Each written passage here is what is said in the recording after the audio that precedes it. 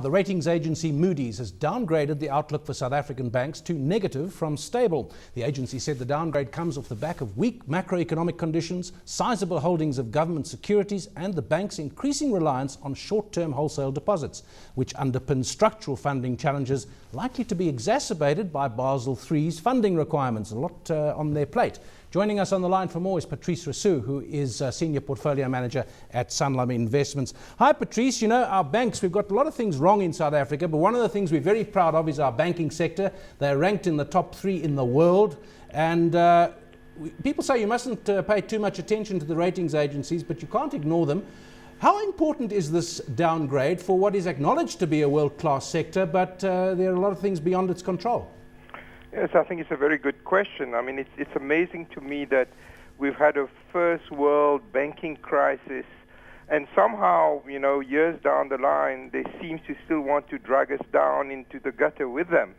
Our banks have done extremely well, as you said.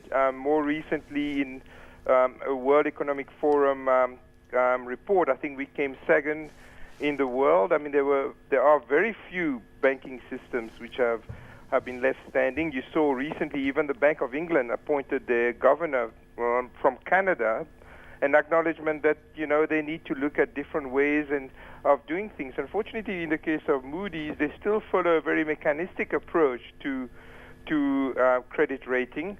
And what's impacted the banks is really the sovereign rating, how they see the South African government debt rating, and they seem to completely ignore the strength of the banking sector per se by itself as an industry, as you mentioned, and that's very disappointing. Yeah.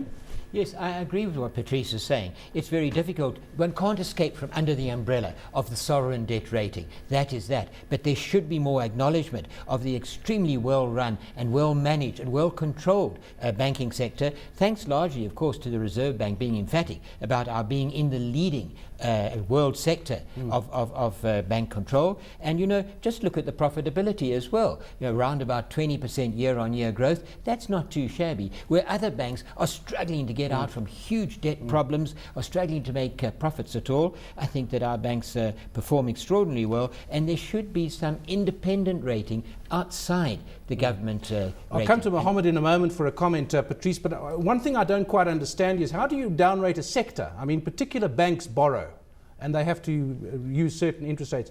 The sector as a whole doesn't borrow. What happens? Do they all get downrated by an equivalent amount? Yeah, they all get downrated, and the excuse that they use is the fact that banks have got large holdings in government debt, because, I mean, that's the requirement of the Reserve Bank of where you keep your liquid assets. And as a result of downgrading these assets, the bank balance sheets are seen to be weaker. Yeah. But again, it doesn't reflect the reality, the financial strength of our banking sector, which measures up very well to the rest of the world.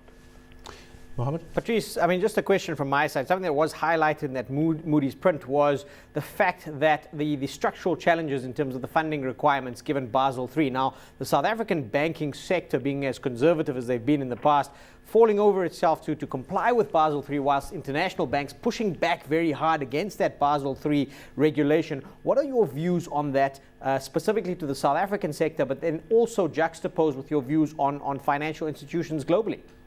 Yeah, I mean, I think it's a very good question. I mean, without getting too technical, one of the issues is that as part of Basel, in terms of the liquidity requirement, they want you to basically match, you know, the term of your liquid assets with your potential requirement in the long term. So basically, they want you to have more long-term liquid funding, which obviously is very costly, and given the very low savings rate in South Africa, are quite tricky. So we're still a growing, developing nation. There's not a lot of savings. Most people are still building wealth. They're borrowing a lot.